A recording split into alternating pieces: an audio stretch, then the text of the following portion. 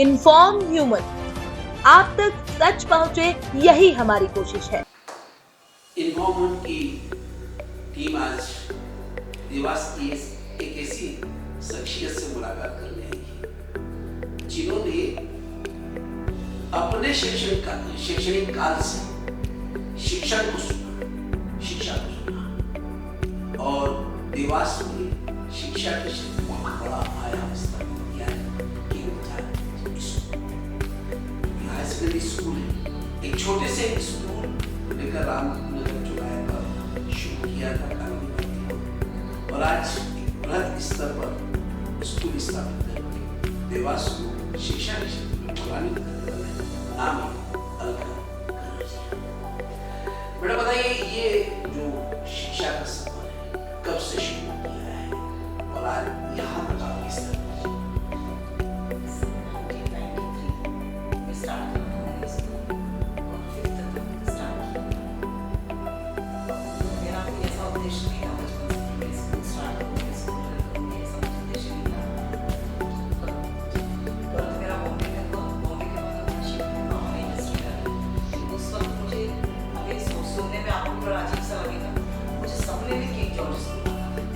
बॉम्बे में king George school में पढ़ी हूँ, तो मुझे बार-बार वो सपने में वो स्कूल दिखाई देता था। मुझे हर 2-3 महीने के अंतराल में ऐसा होता था कि मतलब मुझे वही ड्रीम आता था, मुझे सपने में मेरा स्कूल दिखता था और मैं वहाँ पे दिखती थी, अपने आप को मैं वहाँ देखती थी। तो उस वक्त मुझे बड़ा आश्चर्य हुआ कि ऐसा क्यों हो रहा है। फिर मम्मी से बात करी, क्या कोई डॉक्यूमेंट रह गए, क्या लेने जाना पड़ेगा, वहाँ पे कुछ समझ में नहीं आया। फिर अल्टीमेटली ऐसा माइंडसेट हुआ कि मैंने स्कूल स्टार्ट किया।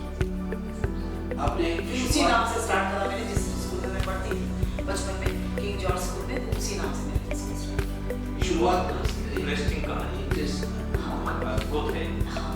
अभी हम लोग जब आए थे तो हम लोग कई स्कूल में जाते थे, डायरेक्टर से मिलते हैं, लेकिन पहला एक स्कूल मैंने ऐसा देखा जहाँ पे आप बच्चों को क्लास लेवल पे पढ़ाते हैं। वो कमजोर बच्चे सर, जिनको मतलब ग्रामर क्लियरली समझ में नहीं आता, उनसे दूसरे स्कूल से आए हुए भी नए बच्चे थे वो, तो उनके साथ थोड़ी मेहनत करना पड़ती है। तो उनको मैं खुद ही पढ़ाती, क्योंकि मुझे पता है टीचर से नहीं होगा।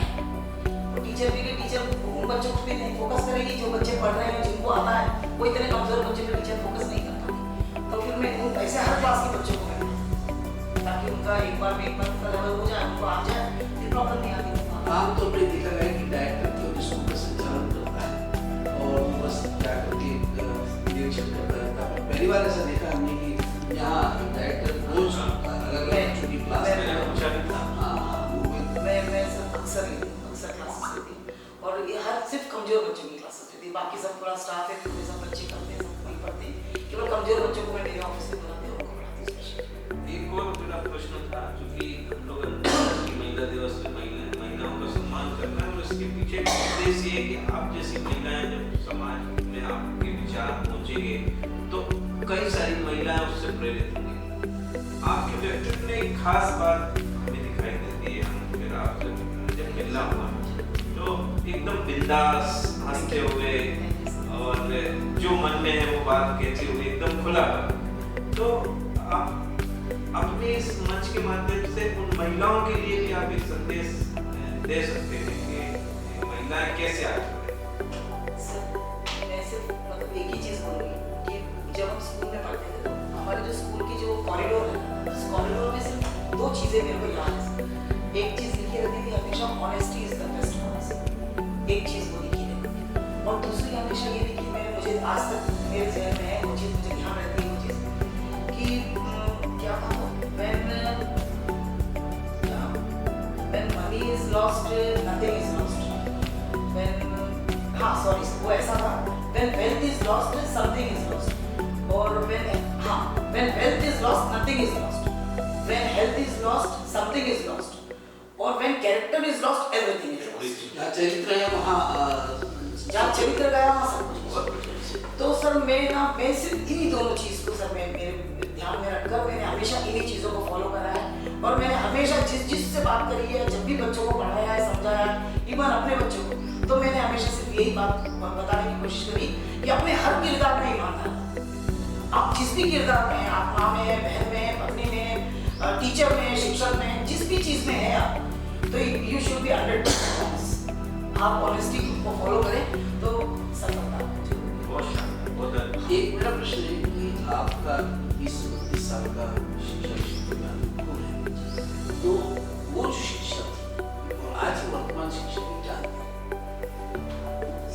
तो कुछ भी नहीं है, अंदर में तो सिर्फ ये मैं क्या कहूँगी आपको कि ना, जैसे पहले भी हमने आरटीओ प्रिंसिपल पढ़ा, आपको प्रिंसिपल पढ़ा, और ये सब कोई फोटो केमिस्ट्री वगैरह जो भी चीज़ें थी पहले भी कोई पहले पढ़ा, आज भी कोई चीज़ें बच्चे पढ़ रहे हैं, पर सब थोड़ा सा अंतर आया है, अंतर सिर्फ इम्प्लीमेंटेशन का आया है। जैसे टीचर का काम होता है, शिक्षक का काम क्या है कि जो चीज़ बुक्स में लिखी उस चीज़ को लेकर बच्चों के ब्रेन में फिट कर, जो बच्चों के मतलब जो बुक्स में है उसको बच्चों के दिमाग में फिट कर, ये टीचर का सबसे पहला दायित्व बनता है। और पहले ये चीज़ हो जाती थी, जैसे नॉर्मल मैंने एक एग्जाम्पल लें, जैसे मैं अक्सर देखती हूँ सर कि जैसे बच्चे बाहर खेल रहे हैं, बच्चे खेलते हैं तो उनकी मम्मी आवाज़ लगाती है, तो उसमें से 3, 4, 6, 7 बच्चे खेल रहे हैं, तो मम्मियों ने जब आवाज़ लगाई तो 2 बच्चे तो सुन के तुरंत चले जाते हैं, उसमें से 2-3 बच्चों की मम्मियों को सर आकर उनके साथ सख्ती बरतना पड़ती है, एक आध को उनको थोड़ा सा मारना पड़ता है, एक आध को डराना पड़ता है बच्चे को, तब जाकर बच्चे को अंदर ले जाते हैं। अपन नॉर्मली अपने घरों में भी देखते हैं कि टीवी देख रहे हैं बच्चे, अपन बेटा टीवी बंद, बेटा टीवी बंद, बेटा टीवी बंद करो, अब पढ़ने बैठ जाओ, तो उसमें से एक आधा बच्चा उठ के चला जाए सर तुरंत, he will follow the instruction of the parents। पर उसमें से एक तो बच्चे ऐसे ही जब तक वो मम्मी उनके पास नहीं आएगी या तो टीवी को स्विच ऑफ नहीं करेगी या बच्चे को उठा कर ले जाएगी, बच्चे रूम में नहीं बिठाएगी या एक आध मारेगी बच्चा, तब तक वो बच्चा वहां से है। तो ये सर हर बच्चे की क्वालिटी है, तो आपको तो इम्प्लीमेंट करना है, जो चीजें आपने बुक्स में वो आपको सिखाना है, बच्चों को सब ज्ञान देना है, सब कुछ करना है, तो वैसे ही बच्चों का होता है, उसी तरीके से बच्चों का होता है। बच्चों के साथ भी ये आपने टीचर ने पढ़ाया क्लास में, तो कुछ बच्चे ऐसे पेरेंट्स ने जो टीचर्स ने जो होमवर्क दिया बच्चे करके लाए, उसमें से कुछ बच्चे ऐसे जिनको थोड़ा सा डांट दो आप वो करके ले आए, कुछ बच्चे ऐसे हैं सर उनको थोड़ा बहुत पनिशमेंट तो आपको दें। और अब हम लोगों के सबके जो शिक्षा का क्षेत्र है, जो आप समझते हैं जानते भी हैं, अब हम लोगों की सर लिमिटेशन, पहले क्या था, हमने खुद हमारे टीचर्स की इतनी गालियाँ सुनी, यानी ये कंडीशन थी सर कि हम जब बॉम्बे के स्कूल में थे तो हमारा जैसे यहाँ से लेके कैला माता मंदिर जितना तो बड़ा हमारा ग्राउंड था, तो हम जैसे ग्राउंड तक पहुँचते थे, हमको अगर साइलेंट उस वक्त साइलेंट नहीं बजते थे, घंटी बजती थी, तो घंटी की आवाज़ हमको जैसी आती थी तो हम इतने ज़्यादा घबरा जाते थे और दौड़ लगाते थे, इतनी तेजी से दौड़ लगाते थे और दौड़ते हुए हम पहुँचते थे वहाँ पर। हमारे रोटलीकर सर आज भी याद है, उन्हीं की वजह से आज हम डिसिप्लिन सीखे। रोटलीकर सर ऐसे हाथ करके और नकल्स के ऊपर इतनी जोर से डंडे से मारते थे, पर वो उस चीज़ का डर आज भी हमको पता है कि व्हाट इज डिसिप्लिन। और आज ये पोजीशन है कि बच्चा एग्जाम में भी 15 मिनट लेट आ, 20 मिनट लेट आ, साइलेंट बज गया, उसके बाद भी उसके अंदर ये डर ही नहीं है, क्योंकि उसको मालूम है कि उसका टीचर्स या मैनेजमेंट कुछ बिगाड़ ही नहीं सकते, उसको ये चीज पता है। इस वजह से शिक्षा का स्तर, पेरेंट्स को क्या लगता है कि हमने स्कूल के ऊपर ऐसा कर दिया, देखा आज हम जीत गए, पर उनको नहीं पता वो हारेगा, उनको ये चीज नहीं पता कि वो हारेगा। आज वो इतनी बड़ी चीज हारे हैं कि उनका जो बच्चा है, आज फीस तो दे रहे हैं, आज वो मुझे नहीं देंगे तो मेरे किसी भाई को देंगे, वो किसी और को फीस देंगे, फीस तो हमको मिल रही है, अल्टीमेटली मुझे भी मिल रही है और भी किसी को मिलेगी, पर उनके बच्चों को जो मिलना चाहिए वो चीज वो नहीं मिली। उनके बच्चों को जो मिलना चाहिए, जो नॉलेज उनको बच्चों को मिलना चाहिए, वो टीचर दे नहीं पा रहा, वो दे नहीं पा रहा ना, वो क्योंकि मजबूर हो गया, उसकी फाउंडेशन, उसकी लिमिटेशंस हो। यानी आज आप बच्चों को ना खड़ा कर सकते हो, ना आज आप बच्चों को प्यार सकते हो, ना आज आप बच्चों को बोल सकते हो कि 10 टाइम्स लिख रहा है, क्योंकि हर चीज में रिस्ट्रिक्शन है कि मैडम बच्चा का इतनी देर तक लिखता है, आपने खड़ा कर दिया तो उसके पैर दुखते हैं, आपने ऐसा, तो ये जो चीजें हैं ना, मैं ऐसा नहीं कह रही कि मेरे स्कूल, सब स्कूल वाले ये चीज, हाँ सब लोग ये चीज फेस कर रहे हैं। और इस वजह से आजकल का जो बच्चा है, मुझे नहीं लगता सर जो पहले के जो संस्कार थे, वो पहले के जो पुरुष अपने को देखने को मिलते थे, पहले के जो बच्चे छात्र जो मिलते थे, वो अब अगर किसी को देखेंगे नहीं, वो क्वालिटी टीचर की जो पिटाई करते हैं वो थोड़ी बहुत आशीर्वाद सर, वो थोड़ी बहुत सख्ती तो जरूरी है, क्योंकि कारण मैं बताऊँ सर, कुछ चीजें ऐसी हैं, कुछ चीजें ऐसी हैं सर, जैसे तो पहले बच्चों के जो कान मरोड़े जाते थे, वो सब चीजें जो है ना, उनसे सर बच्चों की कई नसें हैं अंदर की, जो वो सब चीजें दबती थी, जिससे बच्चों की याद करने की क्षमता, बहुत सारी चीजें हैं। आप बच्चों को जो हाथ ऊपर करके खड़ा कर देना, सब नसों पे, बहुत चीजें हैं आज, बहुत चीजें हैं जिससे बच्चा विहीन हो रहा, बच्चों को पता नहीं, और इससे शिक्षा का स्तर इतना गिर रहा है सर। आपको बताऊँ, आप ये देखिएगा कि स्कूल्स में भी ये पोजीशन है, आप किसी भी क्लास में चले, किसी भी क्लास में, किसी भी स्कूल में चले जाओ, हाँ वो स्कूल की बात करेंगे, जो स्कूल्स क्या करते हैं, जैसे पहले ही चलने लगा था, इंटरव्यू लेकर बच्चों को ले रहे हैं, तो ऑटोमेटिकली वहाँ का 80% बच्चा तो पढ़ने वाला मिल जाएगा, जो कुछ छान कर दे। पर हमारे जैसे स्कूल, हम जैसे जो 90% स्कूल हमारे जैसे स्कूल है, मेरा सोचना सर, हमारी बात दूसरे का मुझे नहीं पता, मेरा सोचना तो सिर्फ ये रहता है कि अगर मेरे बच्चों को छान के, अगर मैंने इंटरव्यू लेकर बच्चों को दिया, तो उन बच्चों का क्या जो नहीं पढ़ पाया, आज मैं सर मैं भी जिनको पढ़ना आता है उनको पढ़ा दिया मैंने, तो मैंने क्या कुछ नया करा, क्या उपलब्धि मिल गया? जिनको आता है उनको पढ़ा दिया। मैं ये चाहती हूँ कि जिनको नहीं आता उनको नहीं पढ़ाऊँ।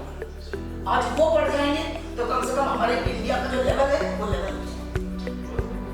आज जो हमारे समाज का जो स्तर है वो उठ जाए, हर बच्चा कमाने लायक हो जाए, मेरा से फीस हो जाए। तो मैं इसलिए सोच रही हूँ कि ना हमने सब फीस भी नहीं बढ़ाई। जैसे मेरे पास रेंट बढ़ गई, पहले हमारी स्कूल की फीस 18,000 रुपये होती थी नॉर्मल एवरेज, है ना, 18,000 सब क्लासेस की एवरेज मान लेते अपन 18,000। तो जब कोरोना के समय मैंने देखा कि कंडीशन बहुत खराब है तो 80% मतलब 40% कह सकते फ्री कर दिए। उसके बाद कई बच्चों के बहुत सारे फीस माफ भी कर दी नहीं, और कुछ बच्चों की 50%, मैक्सिमम बच्चों की 50% कर दी। इस तरीके से खुद से फीसें दी। पर जब मैंने देखा कि पता नहीं क्या, मुझे नहीं पता था कि ईश्वर की कृपा थी क्या था, मुझे नहीं पता, मैंने शायद अच्छा करा इसलिए मुझे अच्छा हो, मुझे नहीं पता। स्ट्रेंथ ऑटोमेटिकली डबल होगी, स्ट्रेंथ डबल होगी इसकी। अब स्ट्रेंथ डबल होने की वजह से मैंने फीस नहीं करा। मैंने कहा मेरा अगर 50,000 रुपये में या 2 लाख में स्कूल का काम चल रहा है, मुझे मेरी पर्सनल तो कोई रिक्वायरमेंट है, स्कूल का काम अगर चल रहा है तो फिर मैंने कहा जब 500 बच्चे आगे डबल हो गए तो ये काम होने लगा, वैसे ही हो रहा है, तो मेरी फीस ही नहीं बढ़ाई। मैंने वो फीस उस वक्त जो रखी थी वही फीस मैंने बढ़ाई है। मैंने कहा कम से कम पेरेंट्स को बेनिफिट मिले, बहुत से बहुत बच्चा जो पढ़, क्योंकि सर देखो आपने अगर फीस बढ़ा दी तो आपके पास कौन आएगा? जिसके पास एम्पावर है, जिसके पास मर्सिडीज है, वही पेरेंट्स आपके पास आएंगे। आप 40,000 फीस करो, उनको तो वैसे ही जरूरत नहीं है। अगर वो एजुकेशन नहीं मिलेंगे तो भी उनका जीवन निकल जाएगा, जहाँ तक मेरा ख्याल है 80% लोगों का निकल जाएगा। पर जो बच्चे जिनके पेरेंट्स 5,000 रुपए, 10,000 रुपए, 15,000 रुपए की नौकरी कर रहे हैं, उनको जरूरत सबसे ज्यादा है। आज वो अगर पढ़ लिख जाएंगे, आज उनको अगर प्रॉपर एजुकेशन मिल गया तो कम पैसे में मिल जाएगा, तो वो लोग अफोर्ड कर पाएंगे। तो सर हमारे यहाँ पे आपको गेम्स की टोटल फैसिलिटी, हमारे बच्चे नेशनल खेलने जाते हैं, इंटरनेशनल खेलने जाते हैं, अभी भी गए हुए हैं। Skating, volleyball, basketball, table tennis, chess, carrom और आपके रोलर स्केटिंग, रग्बी, सारे स्पोर्ट्स की फैसिलिटी पूरी यहाँ पे है। और उसके बाद योगा सारे बच्चे हमारे सारे आसन कर लेते हैं, सारे बच्चे जितने गाने की कॉम्पिटिशन में हमारे बच्चे स्टेट लेवल से आगे कराते हैं, डांस में आ रहे हैं, हर चीज में, हर उसमें आ रहे हैं। पर लेकिन मेरी फीस नहीं, अलग से हम इस एक्टिविटी की किसी की कोई फीस नहीं। मैं जितना कर सकती हूँ उतना मैं करने की पूरी कोशिश करती हूँ कि मैं ज़्यादा से ज़्यादा, ताकि मेरा बच्चा कभी कहीं जाके बैठे खड़ा रहे तो ऐसा नहीं लगे उसको कि अरे वो देखो वो तो फलाने स्कूल का बच्चा है, वो टेबल टेनिस खेल पा रहा है, मैं नहीं खेल पा रहा। ये भावना मेरी नहीं है, जो मैं कभी इसको भी आना चाहिए। तो मेरा ये निश्चित तौर से आप वाकई एक महान व्यक्तित्व के गुण आपने दिखाई दिए और इन्फॉर्म ह्यूमन भी उस दिन आपको सम्मानित करके पूरी टीम को सम्मानित निश्चित तौर से। और जैसा कि आपने कहा था कि आप कम बोलते हैं, बहुत ही मजबूत। Thank you so much.